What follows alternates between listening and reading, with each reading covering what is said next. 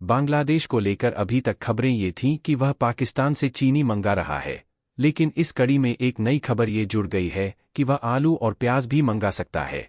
यह भारत के लिए चिंता की बात है, क्योंकि इस तरह की चीज़ों के लिए भारत उसका बड़ा बाजार है। बांग्लादेश में जब से तख्तापलट हुआ है, तब से भारत विरोधी गतिविधियां तेज हुई हैं। भारत से आयात पर रोक या उसमें ढिलाई इसी बात की ओर इशारा करती है। बांग्लादेश कई तरह ही ज़रूरी चीज़ों के लिए भारत पर निर्भर रहा है और भारत उसका प्राथमिक सप्लायर रहा है। मगर इस ट्रेंड में अब कुछ बदलाव नजर आ रहा है। बांग्लादेश के ट्रेड एंड टैरिफ कमीशन ने अपनी ज़रूरतों के लिए वैकल्पिक सप्लायरों को चिन्हित किया है और अपनी रिपोर्ट को कॉमर्स मिनिस्ट्री के पास भेजा है। इसके बाद मिनिस्ट्री ने बांग्लादेश के आयातकों के साथ मीटिंग की है। इस मीटिंग में कृषि मंत्रालय, नेशनल बोर्ड ऑफ रेवेन्यू और अन्य विभागों के अधिकारी शामिल रहे।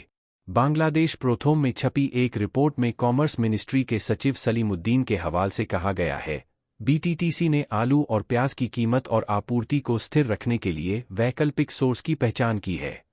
हम आयातकों से इन विकल्पों पर विचार करने का आग्रह करेंगे।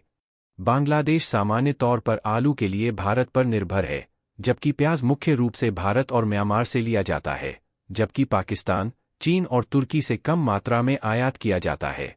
भारतीय बाजार में बढ़ती कीमतों ने बांग्लादेश में नए सप्लायरों की तलाश को बढ़ावा दिया है। अब तक भारत बांग्लादेश को प्याज और आलू का सबसे बड़ा निर्यातक रहा है। वित्त वर्ष 2023 से 24 में प्याज का निर्यात लगभग 7.24 लाख टन तक पहुंच गया है, जो पिछले साल 6.71 लाख टन से अधिक है, जिसका मूल्य लगभग 1,450 लाख डॉलर है। भारत ने 2022 से 23 में लगभग 3.5 लाख टन आलू का निर्यात किया, जिसमें बांग्लादेश टॉप बाजार में शामिल रहा। इस निर्यात में अब तक तेजी इसलिए भी देखी जाती है क्योंकि दोनों देशों के बीच दूरी कम है और दोनों देशों के बीच सप्लाई का रास्ता आसान है। ढुलाई के लिए सड़क के अलावा जलमार्ग और ट्रेन का भी सहारा लिया जाता है। इस निर्यात से बांग्लादेश की खाद्य सुरक्षा भी सुनिश्चित होती है।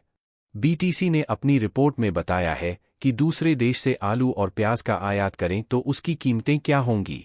बीटीसी के मुताबिक आलू जर्मनी से $250 से $500 प्रति टन, स्पेन से $300 से $400, चीन से $550 से $700 और मिस्र से $750 से $800 कीमत पर आएगा।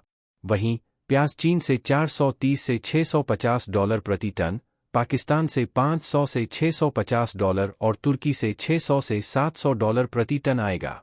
हालांकि इन सभी कयासों और प्रयासों के बीच यह माना जा रहा है कि भारत की निर्यात स्थिति मजबूत रहेगी क्योंकि इस पूरे क्षेत्र में कृषि प्रोडक्ट में उसकी हालत सबसे अच्छी और मजबूत है। संबंधों में आए बदलाव के बावजूद निर्यात में भारत की स्थिति बाकी देशों से मजबूत रहेगी। बांग्लादेश अपने व्यापार और खर्च की लागत को कम करने के लिए पाकिस्तान को सप्लायर की लिस्ट में भले शामिल कर ले, लेकिन भारत की तुलना में यह महंगा ही पड़ेगा।